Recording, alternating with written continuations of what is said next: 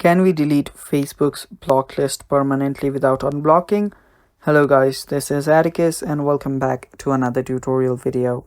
In today's video, we'll try to discuss if we can delete Facebook's block list permanently without unblocking. So let's get started. The first step is we will head over to the Facebook, and after you're on Facebook, head over to the menu option on the bottom right corner.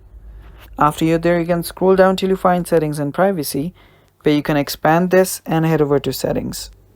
After you're on the settings and privacy, you can scroll down, and after you scroll down, you should find the blocking section right under audience and visibility. Tap on blocking, where you can see the list of the people that you have blocked. Now, if you have a really long list and you want to delete the list without actually unblocking them, you actually cannot do that. You will need to unblock them to remove them from this block list.